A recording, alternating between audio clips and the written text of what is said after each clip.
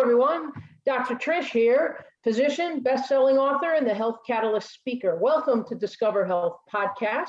Today's show, I'm so excited because I've been using thermography for myself, even personally, for many years. So the title of today's show is Thermography, a tool to monitor wellness.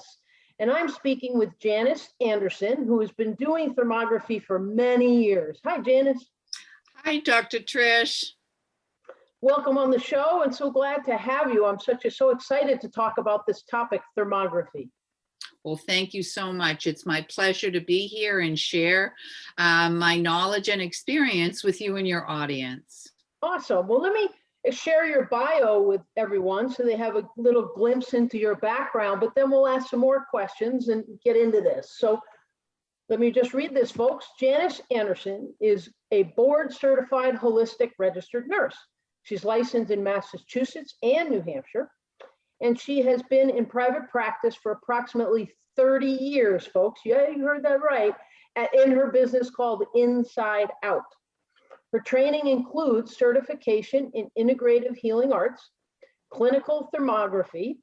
She is a Reiki master teacher, master of masters. She is an advanced clinical hypnotherapist, meditation specialist, stress management specialist, don't we all need that, and a pre-post-surgical relaxation facilitator. There are so many letters here, I don't even know what all of them mean myself, that we could put after her name after all these years. Inside Out has been operating since 2005 as a service of the private holistic nursing and wellness practice of Janice Anderson. She opened in 1992. Janice has an extensive and diverse background in holistic health and mind-body therapies. She was trained and certified in digital infrared thermographic imaging under the auspices of the American College of Clinical Thermography. Her private practice focuses on thermography, prevention, wellness, and establishment facilitation of healthy lifestyle. Her goal is to empower the individual to take control of and responsibility for your own health. Well, I couldn't agree with that anymore, Janice. So, Janice, the first question I always ask everyone on the show is help people understand how you came about. Tell us about your story. How did you come to be of service the way you are now? Well, I actually started working at the local hospital when I was 12 years old. I had to get a special work permit. I was an only child, and it was a way for my mother, who was a nursing supervisor, to know what I was doing, because I would be working at the hospital when I wasn't in school. So that's how I began my sort of training in health and wellness. And I was actually a CNA, and I did that right through high school. And in college, I became an EKG tech, and I got a degree in international trade and economics. And I started working for the government because my mother, as an old line nurse, said, "You don't ever want to be a handmaiden. So go find something else to do." So I started working for the government, and I was an international bank regulator. I did that for 10 years until I had my children, and they were going to send me to like Presque Isle, Maine. And I had nobody to watch my children. So that didn't work out. So I went back to school and continued my focus in health and wellness through nursing school. And so that is the long and short of it. But I've always been interested in healthy eating and cooking and a lifestyle that promotes wellness. And I remember herbs and tinctures and things like that from when I was a child, because my mother always did that. So I kind of was born into it. Yeah, that's incredible.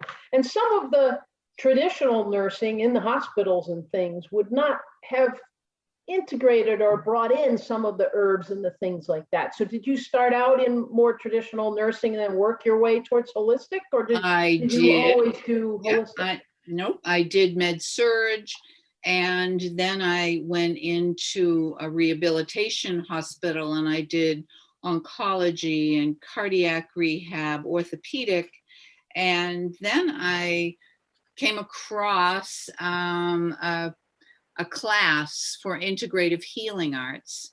And I said, this is really what I do. And I learned at that point that as a holistic being, I can be holistic wherever I work.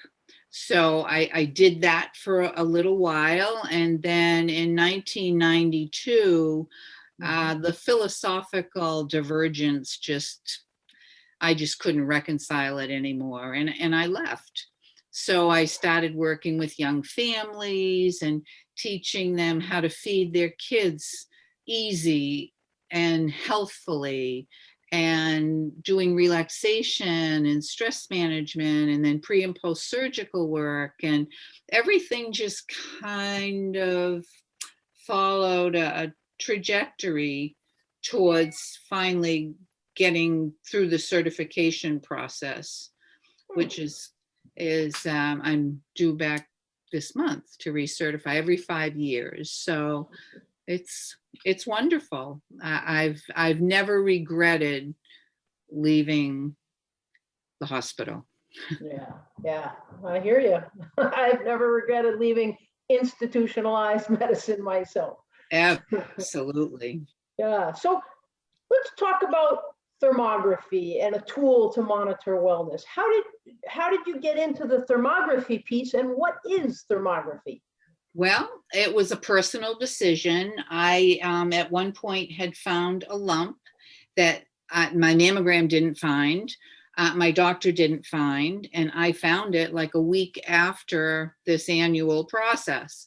So I thought, this isn't really working for me. And what else can I do? So I started researching and found that thermography actually had been around for a while. It is outside the standard of care, and it was looked at around the time that mammography was adopted. And, there are studies that show that thermography really is a very good tool. It's an adjunctive diagnostic screening tool defined the same way as a mammogram. So I decided that I would learn how to do this. So I ventured out again and did a training course through the American College of Clinical Thermology. And I've continued to train with them. And I can't have any more levels. I've kind of exceeded it. So in 2005, I started doing thermography in my practice. And thermography is a way to look at the integrity of the body. It is the body's physiology and function that actually is shown in a thermographic image, as opposed to anatomy and structure, which is what traditional x-rays and mammograms and ultrasounds are looking at. And when you think about the way that our body works, our body starts to malfunction a long time before it becomes a structural issue. So if you can look at something in its formative stages, it will give you an opportunity to stop the process. So when cells start to grow aberrantly, once they reach 296 cells, they need a source of nutrients. So that's only 6 cell doublings. That is minuscule. And thermography can detect angiogenesis, that formation of a blood supply to nourish this tumor at that point. And a structural image, it takes 4.295 billion cells for it to be recognized via a mammogram or a structural tool. So in my opinion, this should be the first line of screening for everyone, especially relative to breast health. It also is very helpful looking at myofascial, looking at neurologic, vascular, some orthopedic injuries. If it was part of an orthopedic practice, they could use thermography to determine if scintigraphy would be warranted, because scintigraphy is an expensive test and thermography can indicate whether that is appropriate or not. So in my opinion, thermography is an extremely underutilized tool that is really looking at the sympathetic nervous response of the body. Yeah, because thermography, therm is just heat, correct? Exactly. Every object over 0 degrees Celsius emits infrared energy. And the human body is like a perfect black box. It emits 100% of its infrared energy, and it does it over an 8 degrees Celsius range. So each color is worth a half a degree. So that's how you get the pictorial of a body. So it's picking up the equipment I have that looks like a camera is really a single plane focal array bolometer that captures the body's infrared energy through a germanium lens, then uses a computer interface to then produce an image of the thermal structure in front of it. So while it looks like a physical body, it's really a functional body. Okay, so this was a lot of, scientific terms and things. Yeah, it's all based in science. Yeah, and so what does it look like, or what happens when someone says, all right, this thermography thing, what I heard her say is that, it's going to show the different heat of my body. It's going to show the function of my body, and it can pick up tumors at a way earlier stage than even for breast, for example, screening, which is one of the most common areas it's used. It can pick it up way sooner than mammography or even MRI, is from what we hear you saying. Well, thermography isn't going to pick up a tumor. It is going to pick up the dysfunction caused by this accumulation of cells. It's going to be able to look at the feeding of these cells, the angiogenesis caused, so that it can really be an indicator of pathology. And not all pathology obviously is malignant, but it can be an indicator of something going wrong. And pain, thermography is, to my knowledge, the only modality at this time that really will visualize pain. And again, it's based on the sympathetic nervous system. So because it's based on the nervous system, it shows a lot of things that can be used as a part of your toolbox to determine what is going right and what is going wrong. Right. So as you said earlier, again, back to the concept of using it in breast screening and the number of cells and replications you referred to, it's not going to show the structure of a tumor, as you say. It's going to show increased blood flow by angiogenesis, as Janice has said, is actually when cells need more nutrients, your body will create new vessels to bring it its blood supply. And so if you have an increase in this angiogenesis, these new blood vessels, that is going to show up hotter, for example, with more blood flowing to that area. And that's a dysfunction because the tissue around it is not as hot, for example, correct? Right. So it's going to absolutely indicate where that is. And the temperature, even if it's sometimes cold, Mhm. can indicate a problem. With the heart, with the cardiac system, when the cardiac system has a dysfunction, oftentimes there will be a thermal pattern, like a really deep blue oval over the left chest, or in the bottom of the left lung field. So you will see it. Just the location of the organ isn't necessarily where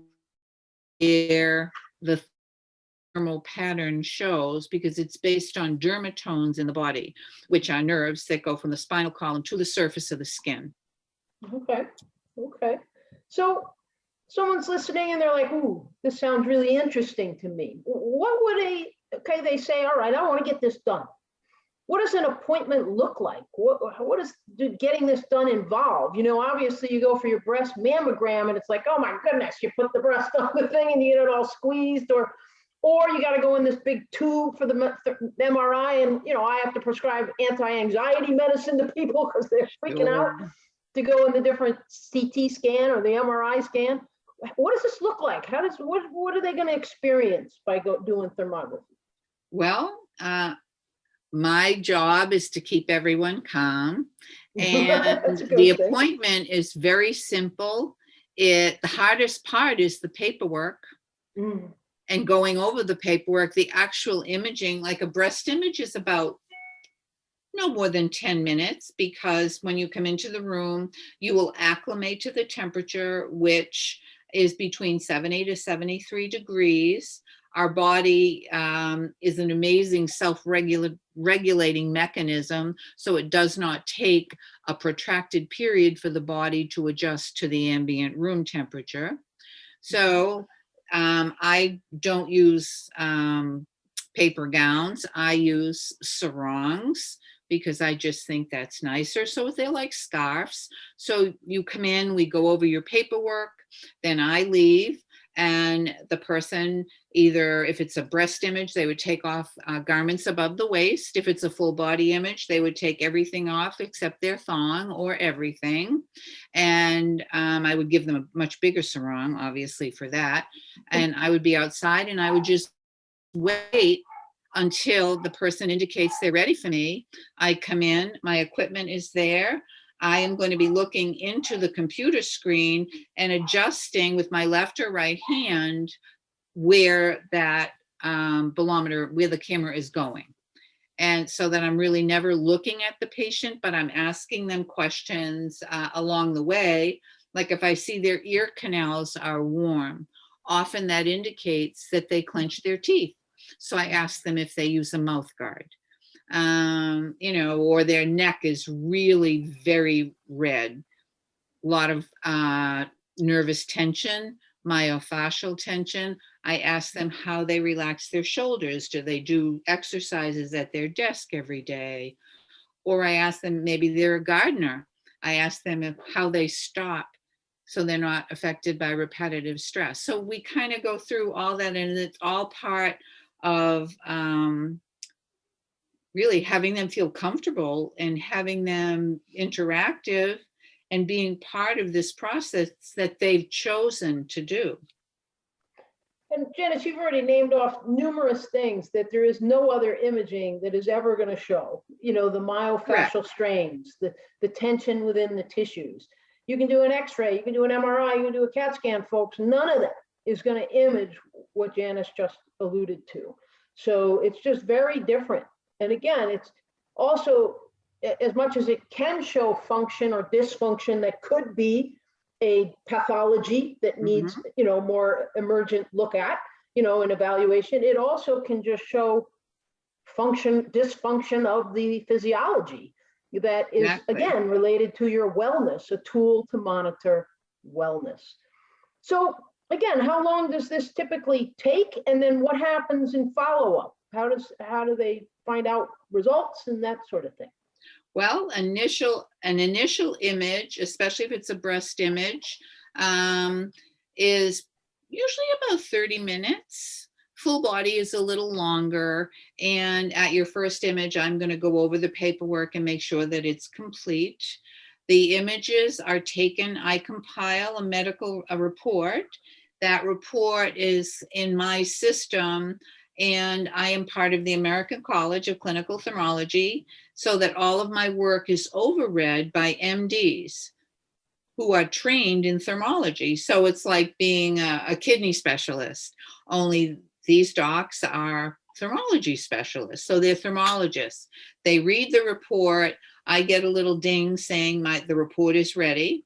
I then print it out. I don't send it via email unless the person requests that they get a PDF of it, because I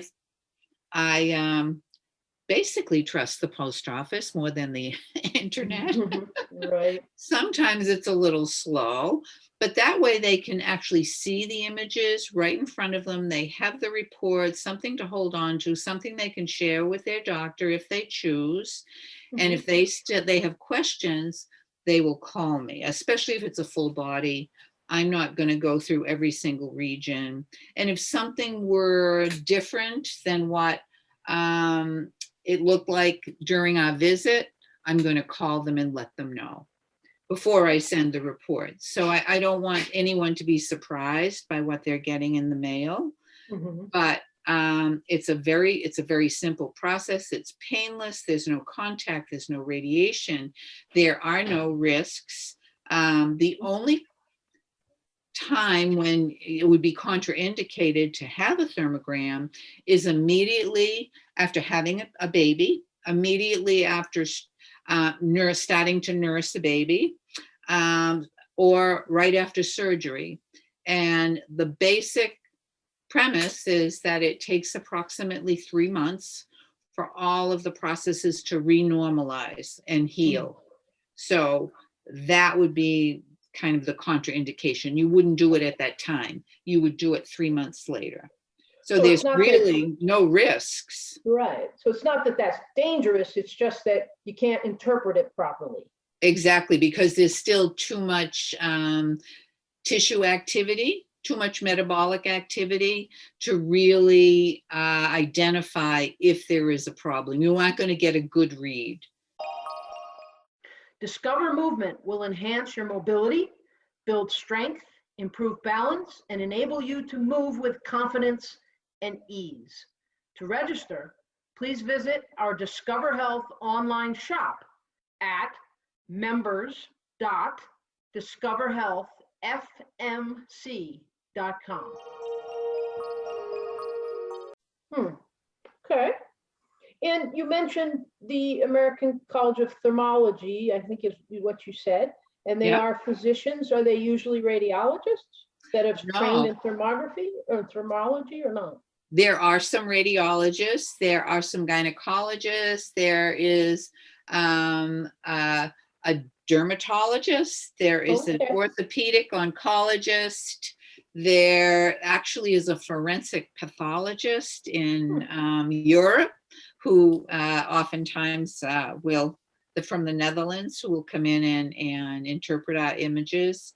So there's a worldwide group of thermographers, and similarly, there is a worldwide group of thermologists.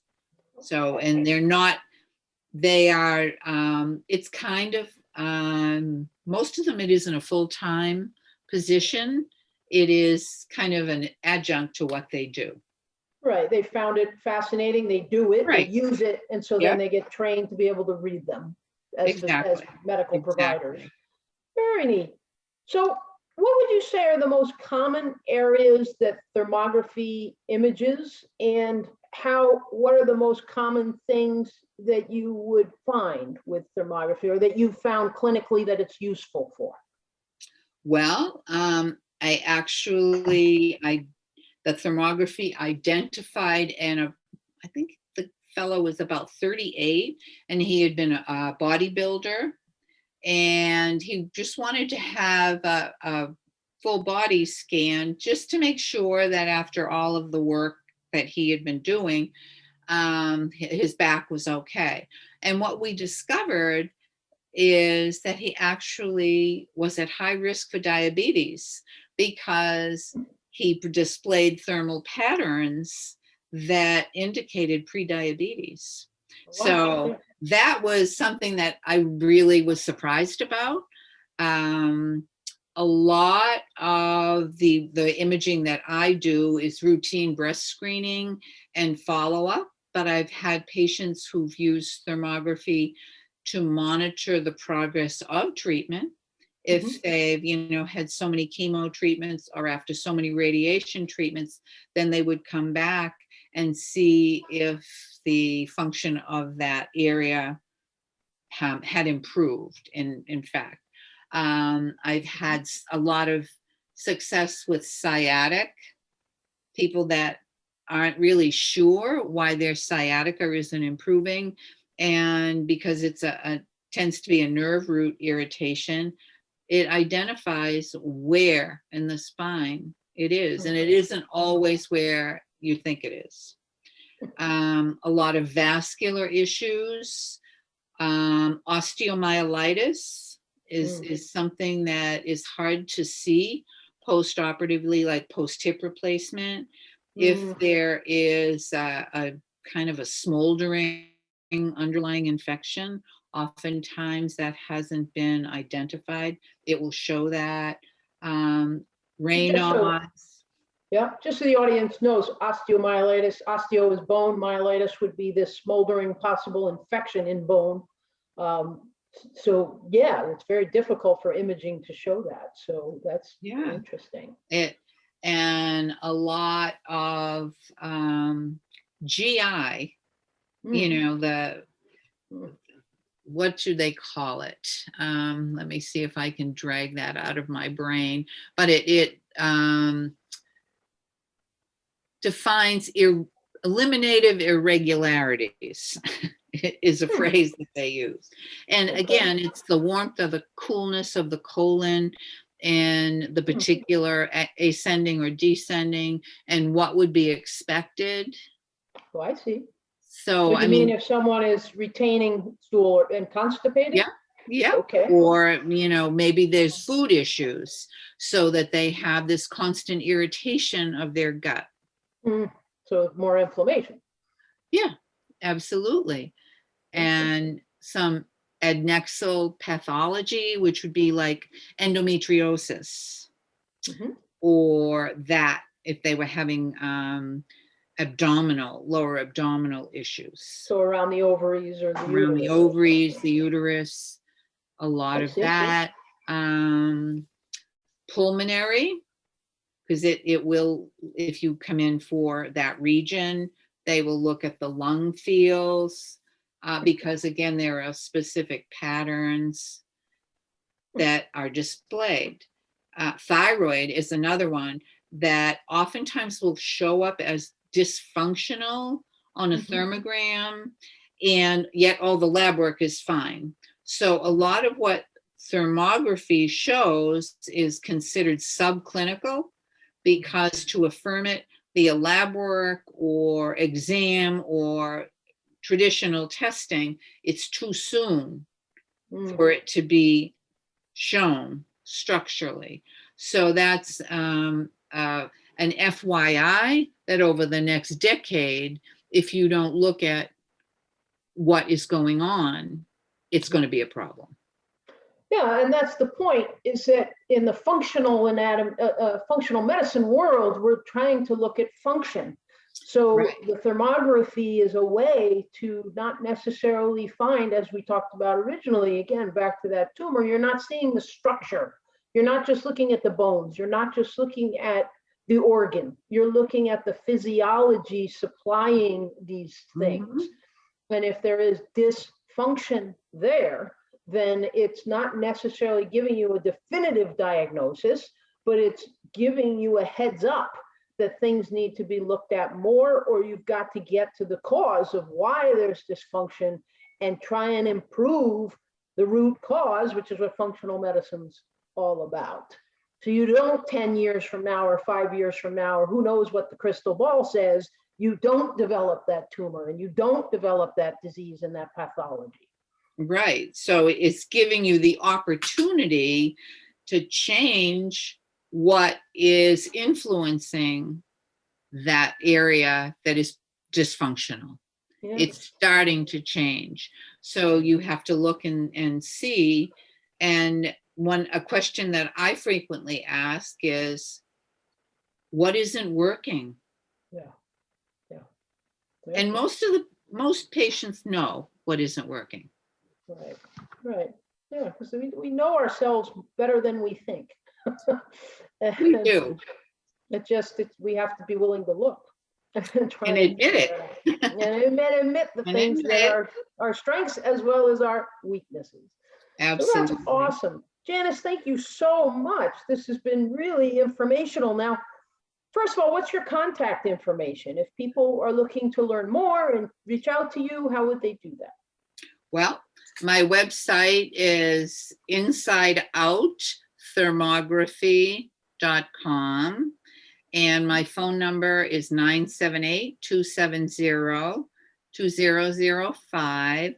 And email is insideout923@aol.com or at me.com. I don't do social media. I am a one-person office, so I don't need another job.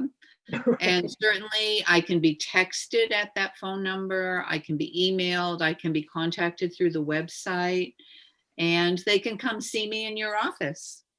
Yeah, Janice, for a number of years now, has come up to my office, Discover Health Functional Medicine Center in Conway, New Hampshire, for usually 2 or 3 times a year. Yeah. And she's coming back this month, folks, on Tuesday, September 28th. She'll be here for the day. And that's the point, this is not something we offer all the time. This is something we offer 2-3 times a year so that people who are using it as a screening tool or a monitoring tool would have the ability to come and get it done when they need it. But you also are located where yourself, because you're also in Southern New Hampshire as well as in Massachusetts. So fill people in on that.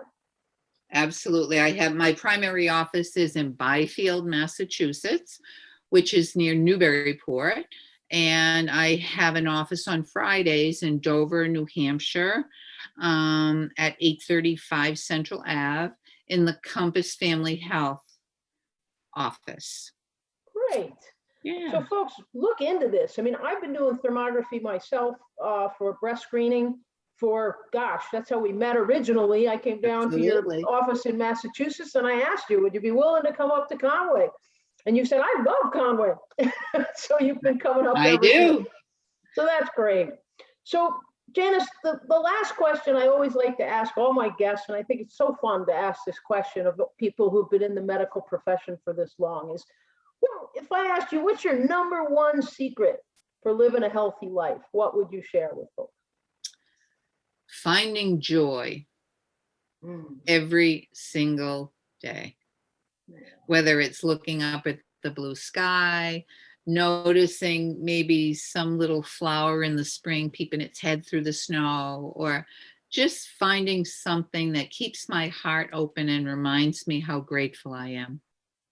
That's awesome. Couldn't, put an exclamation point after that enough times. Thank you for that. So Janice, thank you so much for being on the show. We really appreciate it. My pleasure. Thank you so much for having me. I'll see you in a few weeks. I look forward to seeing you on Tuesday, September 28th for the full day. And that's when I'll be having my follow-up thermography. So folks, if you're interested, reach out to Janice, or you can also reach out to us at Discover Health Functional Medicine Center. As you know, the website is discoverhealthfmc.com. So thanks, Janice. Thank you.